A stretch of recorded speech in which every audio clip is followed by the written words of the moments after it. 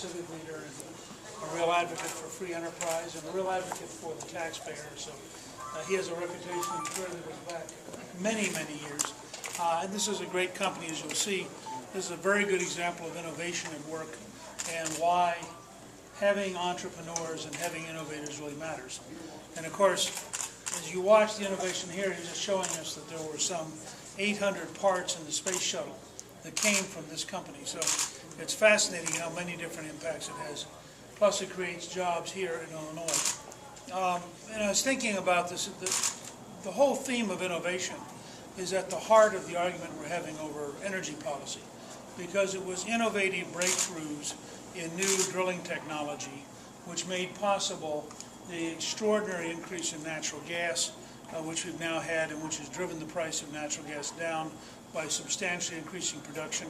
And the same innovations happening in oil, which is why in North Dakota they've now gone from a projected 150 million barrels of oil to a projected 24 billion barrels of oil that they have available, and they think that probably understates the real supply, that when they get another 1 or 2 generations of innovation, that they'll actually be up at around 500 billion barrels just in North Dakota.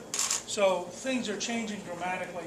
Now, the President attacked my policies a few minutes ago, and I just want to respond directly to the President while we have an opportunity like this, because I find it fascinating on a couple grounds. President Obama asked the Saudis to pump more oil. Secretary Chu, the Secretary of Energy, said yesterday how grateful he was that the Saudis were pumping more oil. Now, obviously, they believe supply and demand works because they think that an additional supply of Saudi oil will drive down the price, and they're very grateful that the Saudis are willing to help Barack Obama get reelected. It raises a couple questions. If supply and demand works, why is the President for Saudi supply but against American supply? What? And then how does the President think the Saudis find the oil? They drill. So why is it that Saudi drilling works, but American drilling, according to the President, will fail? And the reason's all ideological. The President himself has cited natural gas. If the price of gasoline dropped as much as the price of natural gas has dropped since 2008, we'd be paying $1.13 a gallon. I just passed a gas station up the street here that is $4.59. Now, if you go and ask the people at that gas station, would you rather pay $1.13? Probably 99 to 100% will say yes. I'd rather pay $1.13. So what the President is saying, you know, phase 1 of the President's defense against drilling was algae. And that got ridiculed so much he's now given up on algae for the moment. Phase 2 is American oil is bad, but Saudi oil is good. Now, this is wrong on a couple counts. First, I don't want the money going to Saudi Arabia. I want the money going to American companies creating American jobs in American territories. Second, it further increases our dependence on the Saudis, who are the largest funders of terrorist education and the largest funders of radical Islamist education in the world. I don't want American presidents who bow to the Saudi king. I want American presidents who produce American oil in the United States, make us energy independent, precisely so we don't turn to the Saudis. This is the worst of all policies. It takes money out of the U.S. to prop up the Saudi king at a time when we want the money in the U.S. to create American jobs. And finally, I'm really hoping the White House press corps will get the nerve to pursue this at some point and actually ask questions of the President in an aggressive way. How can he say supply and demand doesn't work when supply and demand does work if it's Saudi supply? How can he say drilling doesn't work when drilling does work for natural gas and drilling does work for Saudi Arabia? I mean, this is clearly baloney. I'm prepared to debate the President anytime, any place. I do not think he can defend this policy. I think this policy is total nonsense, and I think the American people will recognize it for total nonsense. I think we should have an American energy policy. We should open up offshore. We should open up federal land. We should take the royalty money, set it to one side, and use it to pay off the national debt. We should balance the budget over here and have a debt reduction fund over here and not put a penny of the oil royalties into balancing the budget, but instead put it into paying off the national debt.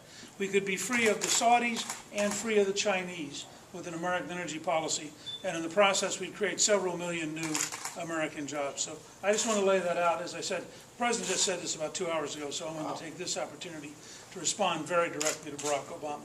The President said that people who ridicule biofuels could have been founders of the Flat Earth Society at the time of Christopher Columbus. Obviously, we're alluding to you. Do you want to respond to that? I don't ridicule biofuels. I support biofuels. First of all, I've supported ethanol, for example, which is a biofuel. I've supported cellulosic, which is a biofuel. I have friends at Texas A&M who are working on algae. The idea that algae is a solution this summer is a fantasy, and he knows it's a fantasy. Now, let me go a step further. Let's talk Flat Earth Society. New, innovative tech, exactly Jack's whole life career, innovation.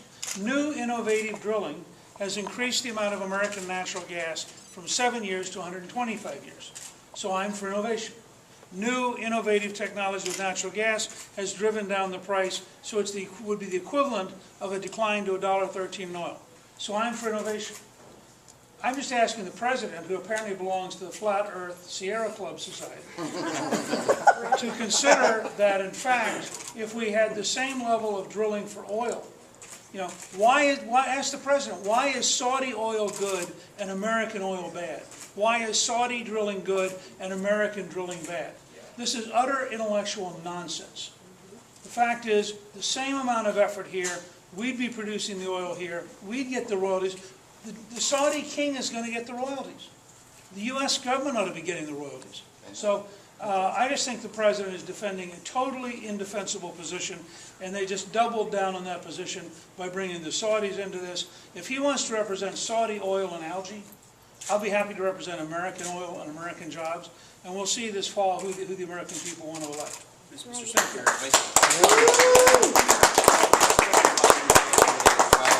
he was defending the auto bailout, and he, I think, described you, Mitt Romney, and Rick Santorum by name as protectors of the privileged, and saying that I'll read the quote to you, that it says, if you give any one of these guys the keys to the White House, they will make it. Well, in the first place, I have 175,000 donors who average 95% of them give less than $250. So I'll be glad to match the average donation I get with the average donation Barack Obama gets for his super PAC, all right? Now, I'm not going to defend Mitt Romney, who raised $3 million on Wall Street last night in a fine expression of crony capitalism. The people who got taxpayers funding gave money to Romney last night so they could run ads to make sure that they were still protected. But I will tell you flatly, I represent working middle-class Americans. I'm staying in this race in part because we have 175, we had 1,000 new donors yesterday who went online to newt.org. The average donation was a little over $50. And I'll match that up against Joe Biden's fundraising any day of the week. Do you make any changes to your campaign? Can you tweak it a little bit? Yes, I will. Can you do that? Can you give us some guidance on that? Not yet, but you'll love it. And actually, I can give you a little bit of guidance. Did you see the speech at Barrington or the talk I gave at college a little while ago? I think what you'll see is a much clearer definition of a visionary conservative as compared to the sort of traditional Romney-Santorum conservatism. Do you plan to fine-tune your message at all so that it doesn't Yes. sound like you have an array of ideas? No. I'm going to fine-tune my message to say, without vision, the people perish. You need a visionary leader with very big, very bold ideas. This is a very big, very bold country. And then we're going to have a series of things that are specific. I mean, I'm going to stay on gasoline, frankly, all summer. And we are working right now to build, we're going to have a mouse pad, a coffee cup, a wall chart, and a desktop set that has algae with Obama and a drilling rig with Gingrich. And $10. So we're going to give you an entire array of things you can have that become, and if you really want, you can have the entire set. It'll become the famous, algae gasoline set that will be available to somebody who wants to have the whole package. As a great fan of history, how does it feel to be involved in this monstrous process? You know, the biggest surprise to me, and listen, I've talking about this the last 2 or 3 days.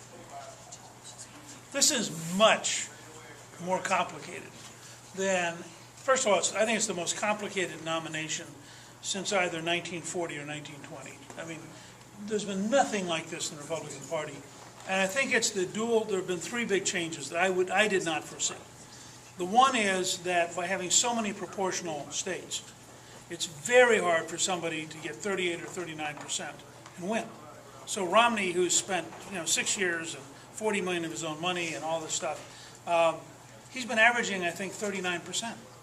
Well, as long as it's proportional, that means he's not getting to 50. And he's the front runner, but he's the weakest front runner, I think, since Woods was in 1920. Second,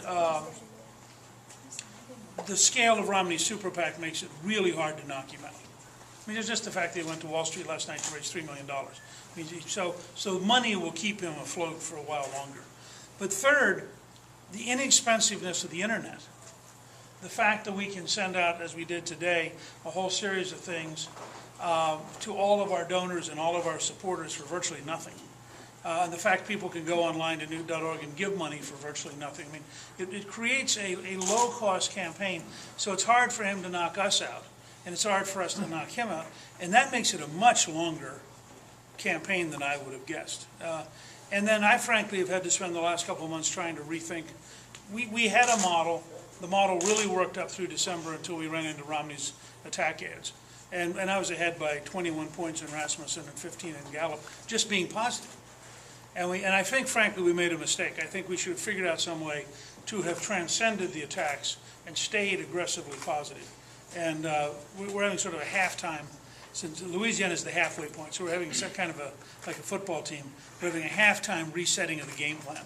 And we're going to go back to what we did up to the first attack ads, which was very big ideas on brain science, on space, on for example, paying off the national debt with royalties from oil and gas. I mean, these are big concepts.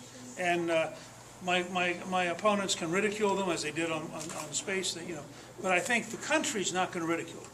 I think you go to the country and say, how would you like $2.50 a gallon or less for gasoline with national security, and we take the royalties to pay off the federal debt, the national debt.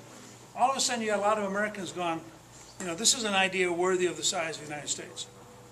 Mr. Speaker, you have about 15 of your delegates here today. If you have a special message for us. Campaign like crazy. This is Jim Post to show you his office.